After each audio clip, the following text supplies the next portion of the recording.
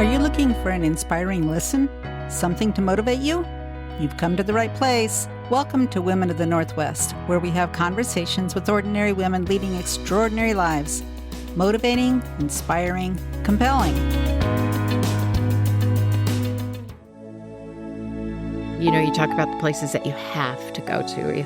And Buhtan was just always at the top because it would just seem like there's this whole story about, and it's very important, gross national happiness, GNH. That's certainly something that I totally respect and I totally wish we could expand upon in the United States and the whole world.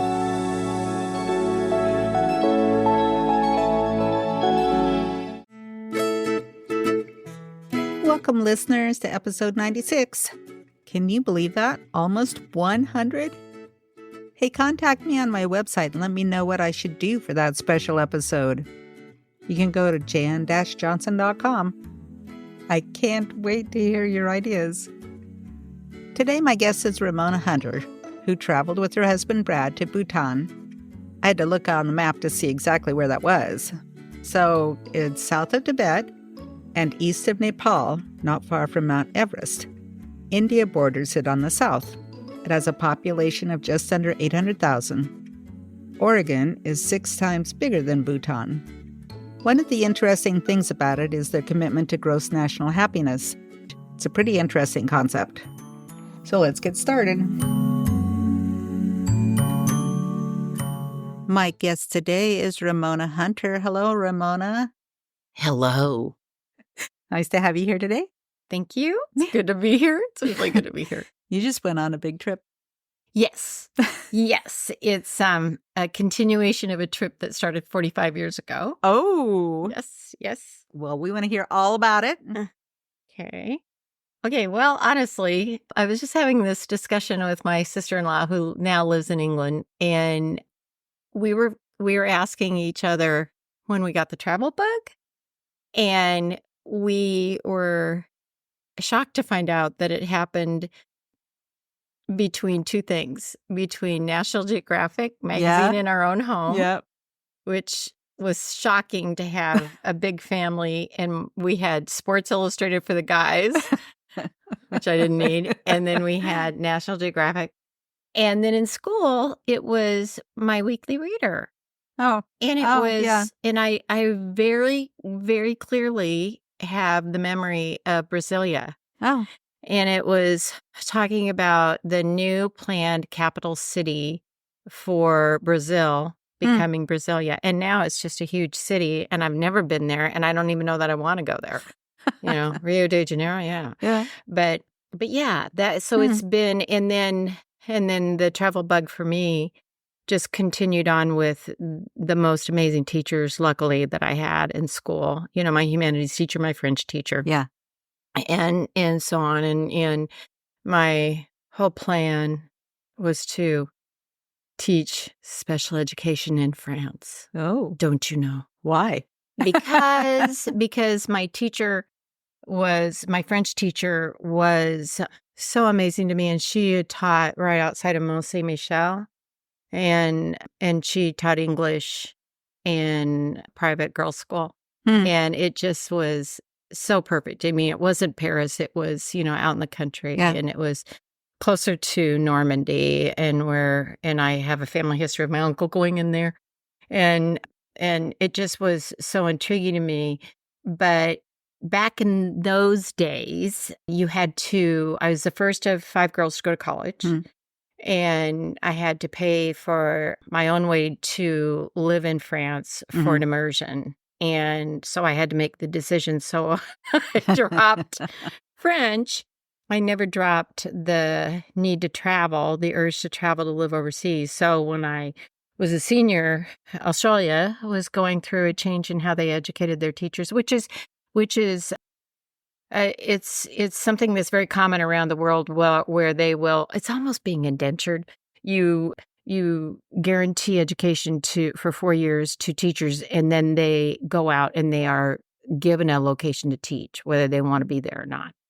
So they were finding that they were sending city kids, Melbourne and Sydney, out into what they call the whoop-whoops, you know, beyond Ayers Rock and such, and they weren't going. And so they needed to revamp their program. So they shut it down to rethink how they were going to fund it. And they brought plane loads of American students from different universities. So I was on a 747 with about 200 young teachers that just graduated. Some were a little older. Let's go on an adventure. Oh my gosh. And little did I know. So I come from this wonderful background and I loved my school. I just thought I was at the top of my game when I was 21 years old. I know. That naivete. I was so, yeah. And so it was really something. And I look back at that as I've mentored teachers and I see that. Yeah. But anyway, I got over there and many people didn't want Americans there because it was still shortly after the bad taste of Vietnam. And, you'd go down to the tube, the subway, and it'd be, don't get yanked into Vietnam. So that was there. But when we started working with teachers, there was never, and you were working in a school, it was just one-on-one and it was just who you were. And it was just a really beautiful way of getting to know another country and another society. Yeah. And that was so wonderful for me. And I loved it so much that I thought I would go home, get my master's, come back, stay there, then start trying. And then I got home and then my life changed again. Yeah. And as it does, and I taught in Alaska while another girlfriend of mine was in Saudi Arabia. I was in Kodiak, Alaska for 10, and she was in Saudi Arabia for 10. And then we both came back to the States. But in the meanwhile, barely a year, my last year, then I got married. And I was no longer in charge of necessarily my own destiny as it goes. But I never lost that urge to travel. So when I met my husband, his job prohibited him from traveling and practicing vet medicine. If he wanted to go somewhere, he would be a meat inspector. So that was not exactly. Yeah. So that changed everything. So we got down to Astoria, and that's another story. But always the need to travel was there, and his own brother had lived in South America, and so he'd had a lot of experience, going down there and working with him aside of him, and his brother was a geologist and a couple different things, and so that was good. And my husband did decide that was a good thing, that we should work towards that. Yeah. Then you have kids. Yeah. And then you're in your career. Yeah. And all that was wonderful. I think it's that whole thing about, you bloom, you do bloom, or what do? You shrivel, you wilt, and you're composted. So just to be able to wait until, we went back to Australia with my daughter when she was young. And then we just started doing as much as we could with her, my oldest daughter. And then when my second daughter came along, then we did do some unique island trips, that weren't everyday travel things and were a little bit rougher. But finally, by the time we were able to travel on our own, I really wanted to pick up where I left off. And that means that after my 2 years in Australia with 3 young women, we were all the same age. In fact, 3 of us had birthdays 3 days in a row. We traveled through Southeast Asia for 6 months. We wanted to do 12, but things happened. And we had the most extraordinary experience meeting, because we were backpacking. Yeah. And we did. Yeah. And we were good girls, and we tried to respect the land, and we, stayed in hostels, or we just did it economically and had the most rewarding experiences in Asia. Europe was another thing.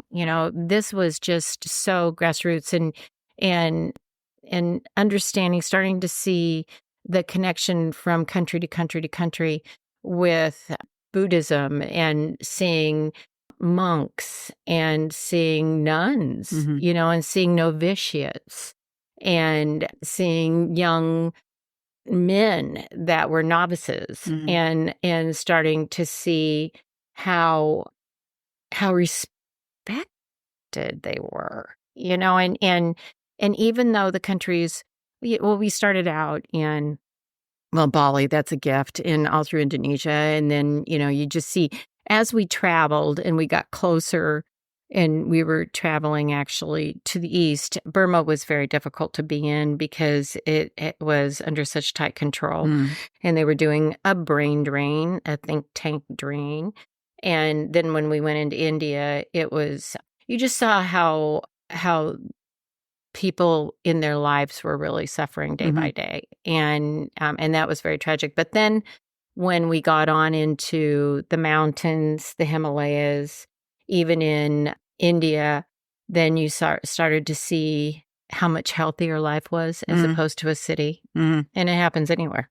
It's just, there's just so many things that are repeated in life and identical. But when we were in the mountain areas where they were growing tea, it was just so healthy and so beautiful, and people were so happy. Yeah. And don't you notice that in simple lifestyles where people that maybe don't have anything and they're just happy. And then when we went on into Nepal, we went to Kathmandu, and I was there when one of the big cities in the town, which I just learned on my last trip, was called Freak Street. And it was because hash was not considered, or I think they had just decided that it was an illegal substance, but nobody did anything about it. So, you're walking around and you're seeing the weirdest shops, and they're all European kids. So it's not the people of the country. It's, this is after the war. Let's party. Let's come down and let's find these countries where there's nobody watching us. We can do it. And so that was pretty hard for me. But then we went to a city, a lot of people call it Pokhara, but it's Pokhara. And it's the foothills, again, to go on major climbs.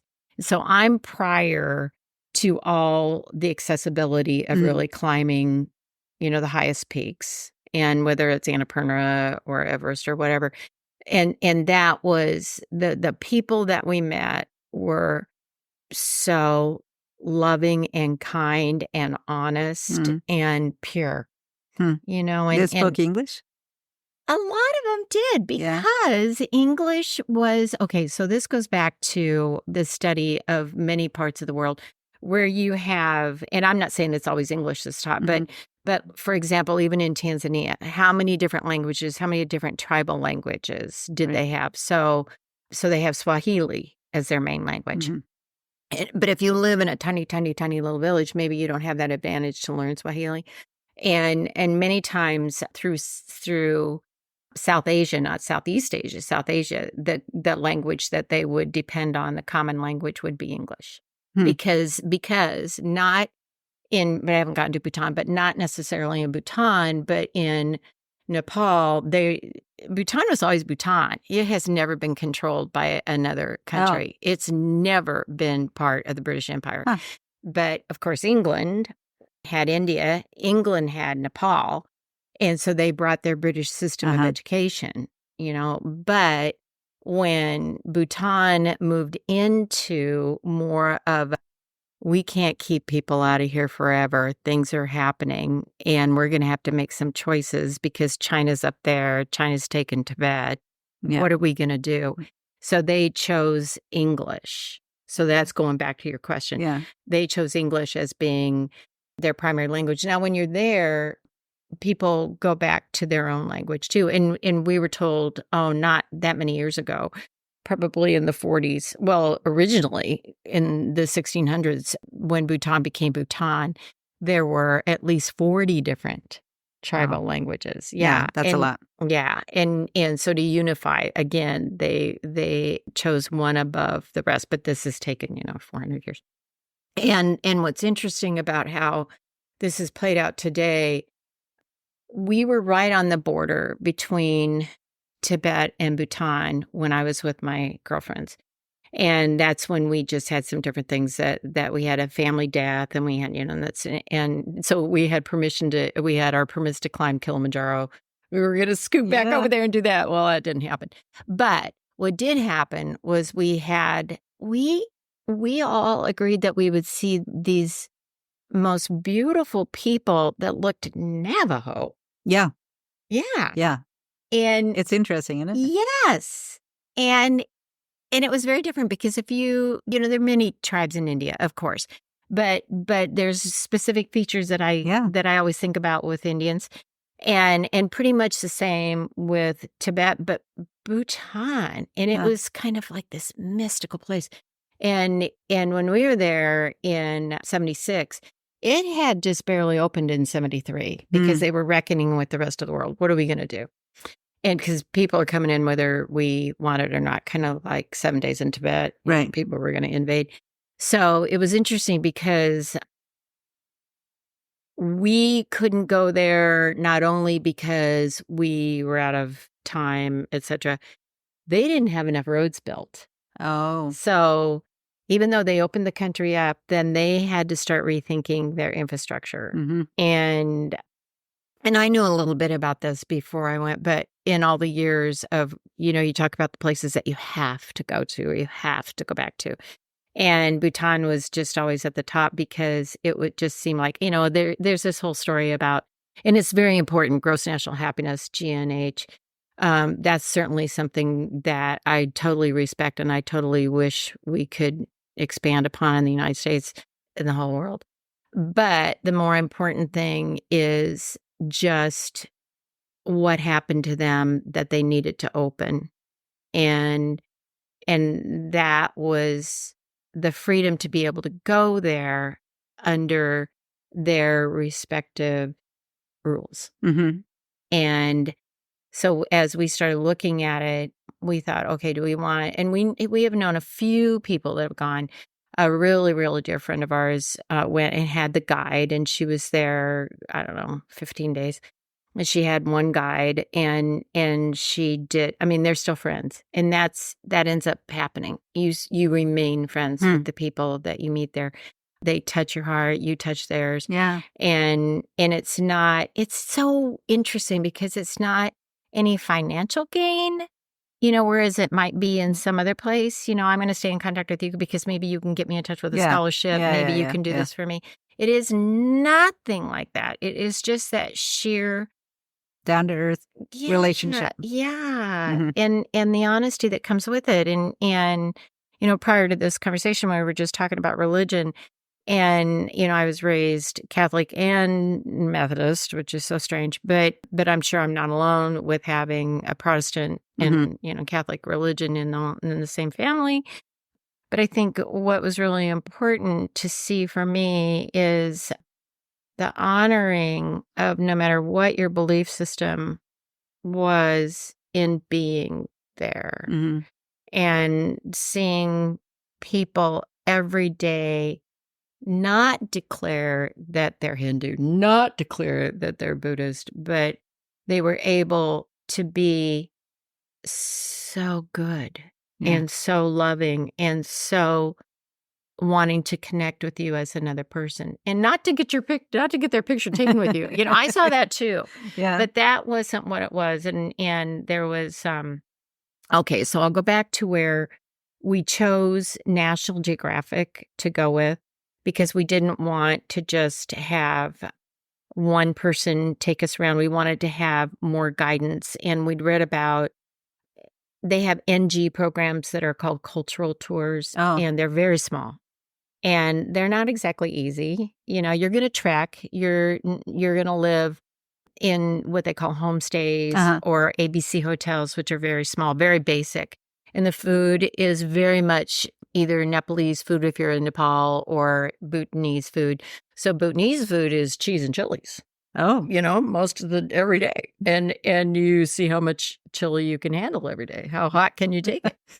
And but one situation we were in, it was a homestay situation, but we were just having a Bhutanese meal, and I met this little girl, Pema, who was 10, and Oh, it was just, she just climbed her way. She Yeah. started out in her little school uniform, and, she just wrapped her arm around the wall and looked at all this. And normally she was really shy, but I think she saw 4 women that Yeah. just said, "You're okay." Yeah. And she came in, and pretty much within minutes, she sat between my husband and myself, and then she had enough English that I could just say, "I am a teacher." Yeah. And so then she left and brought her school books Oh. back.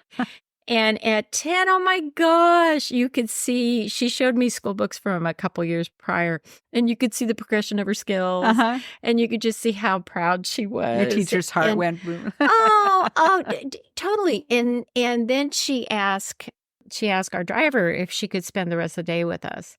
And so, and that's another thing. Like, our driver, he's actually an architect. Their education system is free. If they get to a point, everything, that's part of their gross national happiness. If they make their people happy, if they give them what they need, then they will produce in the country. Huh. They will be the best Brilliant. version. Right. You would think. You would think. So his opportunity was when he graduated from school in the British system. They use that, they implement that. He had the scores to where he was chosen to go overseas to school. He didn't know where he was going to go. All of a sudden, he gets this airline ticket, and it's to South Korea. Oh. But he could have been to America. I mean, you just never know. It's like, hand him out. So he went there, and he didn't speak any Korean, but he did speak English. And so he met a young girl that, she was a student too, and her dad was a Methodist minister, and he was over there working as a missionary. Huh. So he started going to that church, and he started learning Korean. Oh. Through all of that. Yeah. So then he got back home, and it's very interesting because he actually grew up in a really tiny village. And there's a movie made, The Yak in the Classroom. That is something that everybody should watch. It won all these awards, and it was just made last year. That's his village. Oh. And it's the story of a teacher that has lost his way, and he goes on, and he actually, it's an experience of his life. Yeah, the yak in the classroom. And but what was important to me was that for our Jinja, our guide, he had chosen to take some years off and be a guide. And he wore the national costume, and which really isn't a costume, it's their daily wear. And he was so knowledgeable, and his English is very good. And he also had the best sense of humor. Yeah. And so, you'd be wanting to ask, and I was always such a setup because I'd ask him something really and then he'd come back and he'd make us like, "Oh, Ramona, not that again." But he made us see the really much lighter side of life. And he knew Pema's parents. And so going back to that, so when we had dinner, then Pema came and stayed with us the rest of the day and went back to our other hotel, which was so interesting in itself. We're in the Ha Valley, which is so gorgeous. And she would run in because we were having a cooking lesson on dumplings, which are called momos. And so she would come in and she'd make a momo, and then she'd go back out, and she was busy doing something. Well, she was making daisy chain necklaces for all of us there. And it was just so sweet because she wasn't on an iPad. It was just, and she wanted to share that with us. Yeah. And it was just really a charming, charming experience. And her mom is on WhatsApp, so I can continue to stay. And I keep have a relationship. Yeah, I just got back, but I will. I will stay in contact with her because who knows where she'll go to school. Right. And she's very bright. Yeah. So she'll be one of those that has a choice, no doubt, to go to school wherever she wants to go. Yeah. So how did you make momos? What are they? Momos are dumplings. So, of course, they make it so easy. So maybe 3 cups of flour and 1 cup of water. Okay. And that's it. And you mix it, you knead it, you roll it, you pat it up, mark it with tea. And then the actual filling, we did vegetarian meals a lot. And they don't eat meat. Okay. So that's another thing. Because they are Buddhist and the Satian Society. But we would cook that. It would be curry or it would be Chilean cheese. And then you'd mix this up. And then they had a very specific, tricky way to twist them shut. Close them. And so we made round and we made half moons. I mean, I would love to do a Momo class. That would be fun. Yeah, it would. It is It'd be really a program. fun. Yes, it would be. Yes, it would be good. And then they steam. They don't fry really anything. So they steam those, and you always get a serving. They're not that big, so whenever you go anywhere and you get a Momo serving, it's 10. And they make them on the spot, and they don't save them. So it's not something that they're going to freeze and eat for later. They're just going to make them as they want them, and which is part of their culture. Yeah. Everything it's they like do. making tortillas. Well, the other thing I think is really interesting about, how they choose to live is that they insist on making whatever is able to grow at that time. Mm-hmm. I mean, they really stick with that system.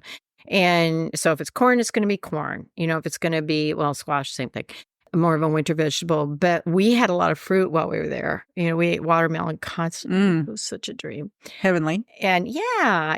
And it was interesting because they don't have meat. But I think because of the protein factor for the people on our trip, and let me tell you, we were not, the Americans were a few. They come from Switzerland and Cyprus and Hong Kong and, all these people. That in itself was interesting. It was so interesting. And so just to be respectful, they would throw in some meat if you chose, but that meat is flown into their country. Oh, so interesting. Yeah. Describe their houses. Well, they have, this is interesting. The country itself is covered right now in 70% forest, and they won't go down below anything less than 60%. So they have a lot of timber, a lot of beautiful timber, but the timber house of it is just one thing because it really comes back to the decorating that is all hand painted. And a lot of it is, all of it is symbolic, and it is symbolic of Buddhism. But it's not like they're pushing it in your face. It's like lotus flowers. And what is the lotus? And a lantern. And what is this lantern with light? And so, but they're intricate designs, and they're painted everywhere. And so they're all gorgeous. But very simple heating. If really no heat, and lots of blankets. And even in the yak in the classroom, the sheets were, for the window panes, they were waxed. Oh, waxed, yeah. And at one point he runs out of paper for his classroom, so he takes all the sheets off of it, and he just bundles up more with blankets so he can use the paper for the kids to write on. It was great. So it's but it's definitely, and it was interesting because even when you stayed in Thimphu, is their largest city, and we stayed in a hotel, you're not going to find swimming pools. But it's almost like, why would you? Yeah. Get out on the street and go see vendors, or get out of the town just a little bit and go hike, and yeah. So there's just so much that can be gained just by a very, very, very simple and wonderful experience just in meeting the people and seeing what gross national happiness really is. Yeah. That your basic needs are taken care of. And if you're educated, and also that means if you have the ability to read, and if you can protect your citizens through medicine, then what is it that you have to be afraid of or aware of?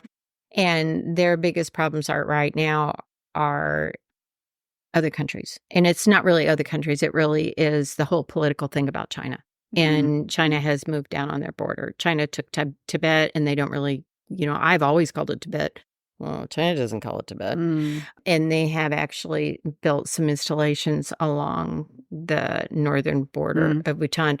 But it's interesting because in their way of looking at life, which is so purist, they have all of their mountains, which is what that border is. are sacred. So why would they build a road? Yeah.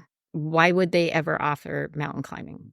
They're not going to, and they have the highest unclimbed mountain in the world. Huh, And but it's not Everest, and it's not ever going to be an Everest. So, and if they don't entice China, then China has nothing to gain. And there's more politics behind it, and there's more aggression, but it's checked right now because they just live where they're safe, and they're actually building do you know planned cities around the world like Canberra, Australia? They're just, okay, well, there's some planned cities in the world, and they are working on kind of like creating the most gross national happiness city in the world. And it really is coming down more on the border between India and Bhutan. And when you get down there, they've picked these waterways so that they can divide a city and have all the different important factors of a city to make people live a life where they can also get out into the country. I mean, that is such an important way that they look at life, because it comes back to how they believe the world really works. And it's not humans first. It's all of us, including the tigers, including the flora and the fauna, which is another thing that I haven't even mentioned, but you're never separated from it at any point. And the way they treat their milking cows, their dairy cows, they don't have meat cows, and the way they treat their yaks, and the way they treat their dogs and their sheep. And it's just, and gosh, they're wild animals. We were supposed to take a hike, but they had put up the CCTV cameras. Those are closed circuit. And they were checking, National Geographic was checking actually where one tiger was going. And it was on the hike. And so they had decided to switch that for a while. So we didn't get to take one hike. We did many, but we didn't get to do that hike because that was where the tiger was hanging out. Oh. And it was probably not a very good idea. It was just so beautiful. Is there anything that from, because you're talking a lot about their culture and beliefs and the lifestyle and whatever, are there any things that you feel like you have brought back that you want to implement in your life? Yes. I think I wake up every day being so aware of my surroundings. And it's at times very much overwhelming. And I know when we talked about doing this, it was like, what will you remember in 10 days or whatever? I'm not home yet. I think that's the biggest, most profound thing. And I'm working at Camp Conalong, and I know we were talking about, I mean, it's like, when those kids come out there, it's outdoor school. Yeah. And 100%. And that program in itself is probably nearest and dearest to my heart of all the things that we have locally going on right now. And I sat in a meeting yesterday where we talked about as simple as water. And this is another thing, the bag that I brought you, there's no plastic. Oh. And you've probably seen that in your travels too. You'll never see a plastic bag in Nepal or Bhutan. They have these woven bags that disintegrate. And when we were guided for the trip, we had directions like, bring your water bottle because we're going to fill those. You're not going to have water bottles. And they're very careful about trash that's supposed to be recycled, but it's so difficult to do it. And so we had a long discussion yesterday, and I said, I just don't know why we don't have a neoprene bottle hanger for the kids. And that's where I'm just so adamant about these things that, we just get our water donated by, and they just give us water bottles. And I said, so, why don't we just have, you can borrow these water containers from XYZ and you could set them at stations, or can we get a grant for the water fountains so the kids will fill their own? And that's the thing that I think they want. I think Bhutan wants to export that idea of what does it take to have a healthy society? What does it take to not use fossil fuels? Really? Yeah. They sell their hydroelectric power and that's one of their main moneymakers. They are suffering right now because they're having to build roads to build up tourism that is still controlled, but so they have some growing pains, but their main objective is to keep everything in check and keep their society educated and hopefully bring those kids back home. So they build this tiny little country, which is about the size of Switzerland. Yeah. It's like Connecticut's 3 times the size of Bhutan, to put it in perspective. But having the concern of saving animals and not just saving animals, but living with them, and giving them the same love that you have because it is Mother Earth. Yeah. And you get that feeling for it every day. And I think I was pretty much raised with that. I was always raised with taking care of what we have. I think it was at the time financial, waste not, want not. Right. But now we're really seeing what waste has done. So to be so adamant about it yesterday in that meeting, everybody just kind of sat up and said, okay, I think we can get neoprene holders. Okay, I think that's doable.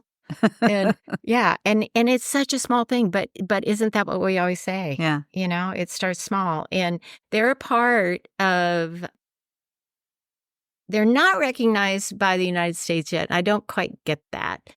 Hillary Clinton went over there and did some wonderful things, but I think they're too small, and they're not. Well, if China moves in more, it's just another piece.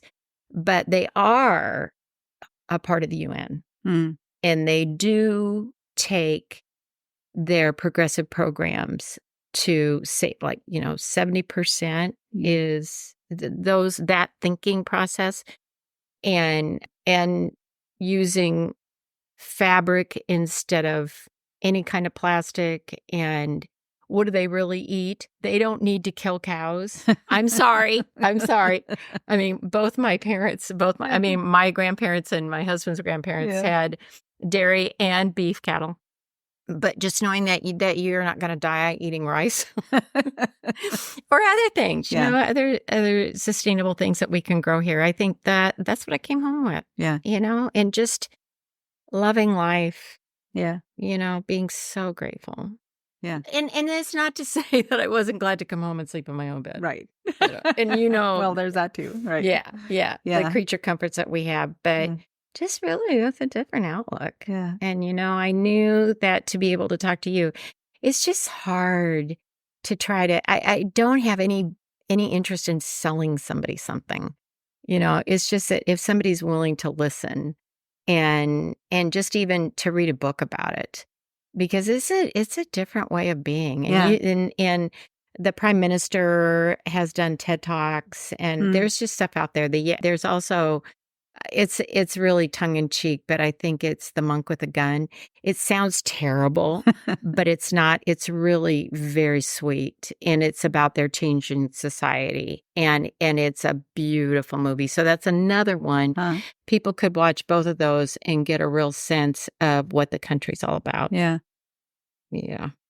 Very good. Very good. Anything else you want to add? I want to go back. I really hope that we can go to Tibet someday.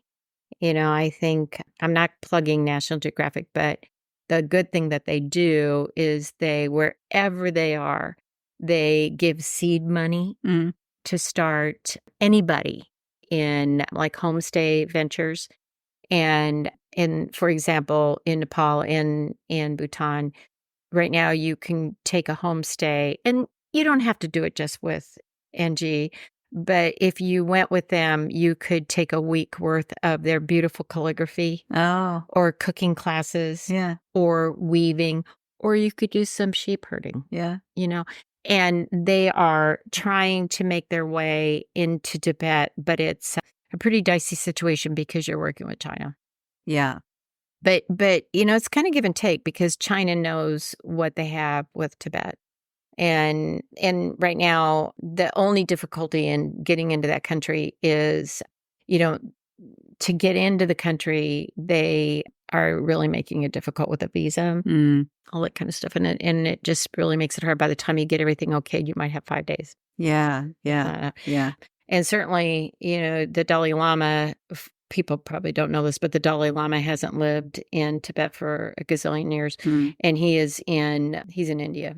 Oh. But he travels he's the Pope doesn't get to travel, but he travels very much like the Pope would have. Yeah. And graces his presence and talks about, all of these things, all the, sentient beings and living in the world as if you are not owning it, you're part of it. Yeah. So, yeah. Yeah. So Tibet is one place that I want to go.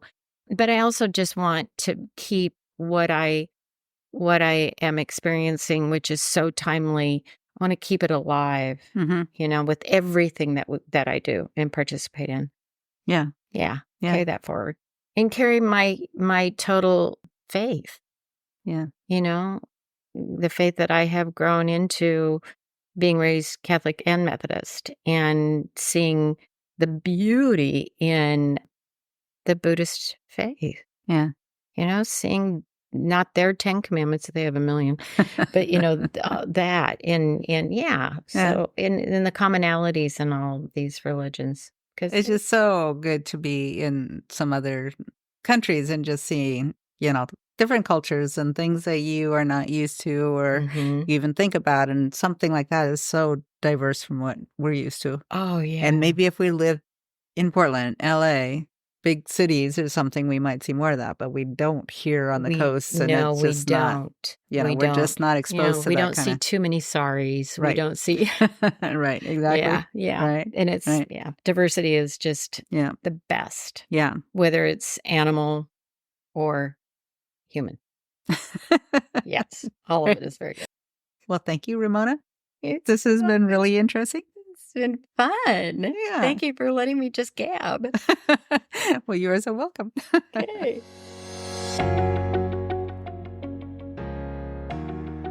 Hey, thanks for joining me. I wanted to let you know that I've started a faith-based podcast that you may be interested in. It's called Just Talking About Jesus, and it's been immensely popular. And if that's not your gig, no worries. I look forward to joining you next time, on your walk or while cleaning and gardening, in your car, wherever you listen. Till next time.